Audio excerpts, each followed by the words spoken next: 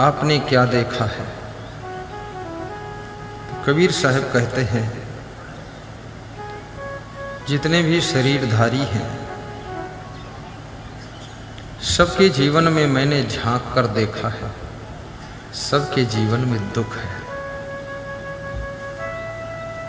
किसी को शरीर से दुख है, किसी को मन से दुख है, और किसी को परिवार से दुख है, और किसी को बीमारी से दुख है, और किसी को पड़ोसियों से दुख है, किसी को गरीबी से दुख है, और किसी को बिजनेस नहीं चल रहा है उससे दुख है, और किसी को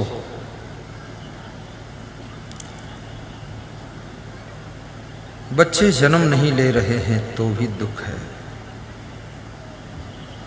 और किसी के बच्चे तो हैं, आज्ञा नहीं मानते हैं, मनमानी करते हैं, इसलिए बहुत दुख है।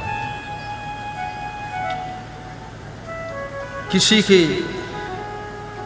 रुपये गिर गए हैं इसलिए मन में दुख है। किसी की गाड़ी रोज बिगड़ती है तो मन दुखी हो चुका है कि अब क्या करूं, और किसी का बिजनेस सही नहीं चल रहा है तो मन दुखित हो जाता है। किसी के घर में देवरानी जेठानी आपस में लड़ाई करती हैं, भाई भाई दुखी होते हैं, इनको कैसे समझाया जाए। किसी के घर में सास पतोहू मनमुटाव करती हैं, एक दूसरे से बात नहीं करती है, परिवार के बीच में कलह कलेश बढ़ रहा है, मन दुखी हो जाता है, इस परिवार को कैसे संभाला जाए। किसी के जीवन में लोग बेईमानी कर लेते हैं, उधार पैसे लेते हैं, फिर वापस नहीं करते हैं, मन दुखी हो जाता है। और कितने लोग अपने घर के पशुओं से दुखी हैं, जो पशु पालते हैं वही पशु बीमार हो जाता है, गाय दूध नहीं देती है, भैंस भी दूध देना बंद कर देती है, मन में दुख हो जाता है कि किस्मत साथ नहीं दे रही है। कितने लोगों के जीवन में पार्टनर धोखा देता है, करोड़ों रुपया लेकर डूब जाता है, मन दुख की कुएं में डूबता है कि अब क्या करूं, ये पार्टनर कितना बेईमान निकला। कभी कभी मनुष्य के मन में चिंता होती है, और चिंता के कारण उसका मन दुखी होता है, और चिंता ऐसी है जिसका समाधान कोई नहीं। सोचते सोचते रात निकल जाती है, लेकिन मन चिंता से निकल नहीं पाता है। कभी कभी शरीर का वजन बहुत बढ़ जाता है, जिसके कारण नई नई बीमारियां घेरती हैं, और मन दुखी हो जाता है कि अब ये शरीर बढ़ता ही जा रहा है। कभी कभी शरीर में बहुत कमजोरी आती है, मन व्यथित हो जाता है कि इतना दवाई खाता हूं फिर भी शरीर में ताकत नहीं आ रही है।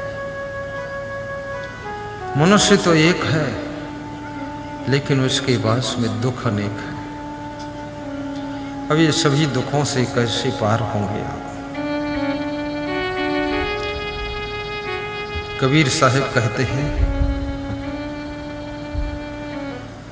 सुख में सुमिरन सब करें, दुख में करे न कोई। सुख में कौन सुमिरन करता है? जो विवेकवान है। तुम्हारे पास में धन हो,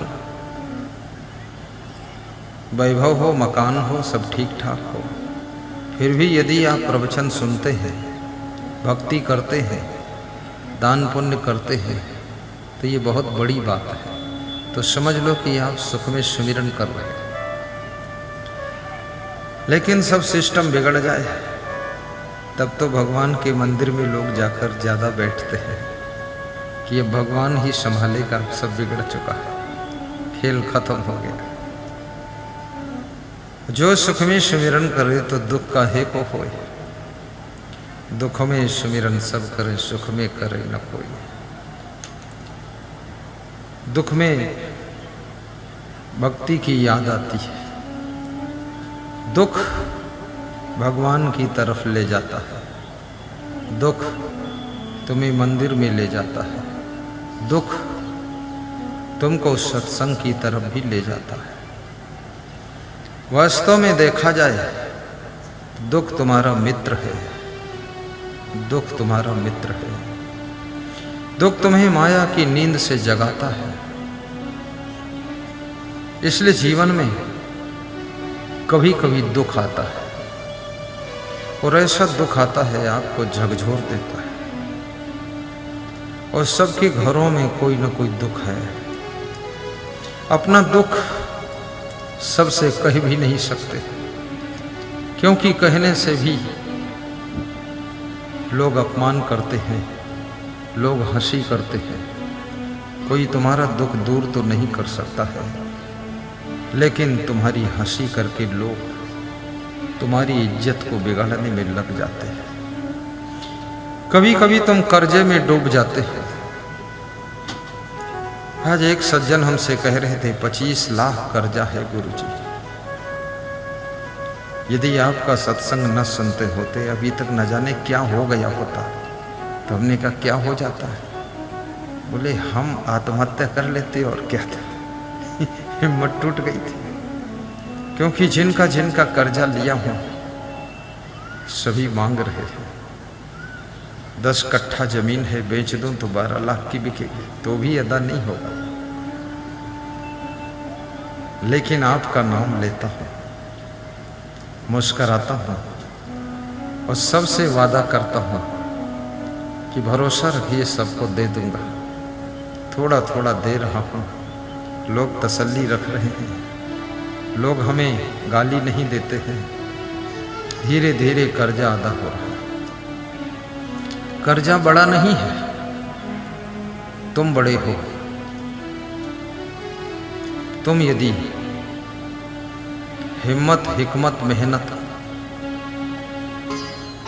का भरोसा करो, कर्जा अदा हो सकता है। बुझ गई शम्मा तो जल सकती है।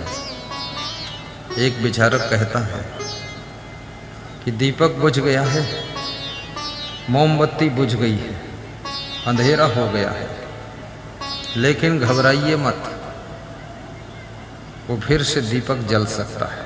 माचिस लीजिए, मोमबत्ती में माचिस की तीली जलाकर स्पर्श करिए, फिर दीपक जलेगा। बुझ गई सम्मा तो जल सकती है, किश्ती हदे तूफान से पार निकल सकती है। किश्ती नाव को कहते हैं। नाव तूफान में फंस गई है, भंवर चक्र में फंस गई है, लेकिन वो पार निकल जाएगी, चिंता मत करना। किश्ती हदे तूफान से पार निकल सकती है।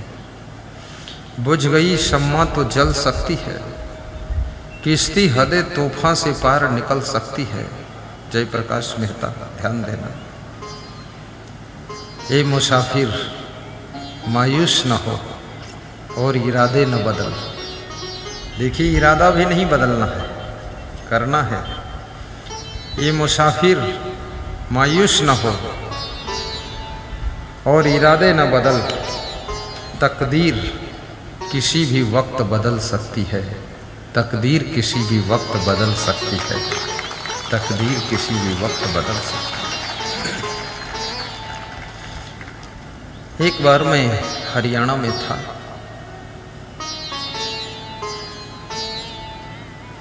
गाड़ी सर्विसिंग में गई, पैसे कम पड़ गए। भगत से मांगो तो शर्म की बात, ना मांगो तो करूं क्या। तो मैंने कहा कोई बात नहीं,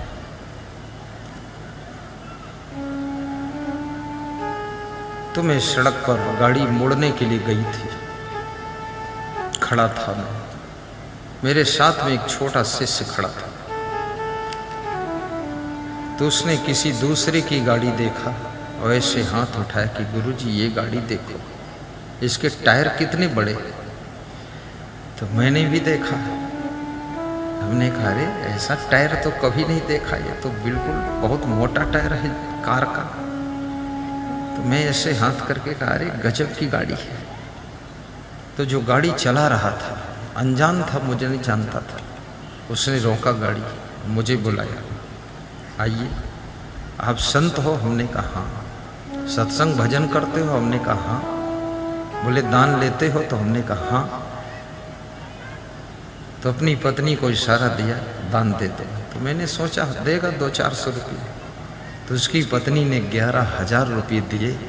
तो हमने कहा ये मुसाफिर मायूस न हो, इरादे न बदल, तकदीर चौराहे पर भी बदल सकती।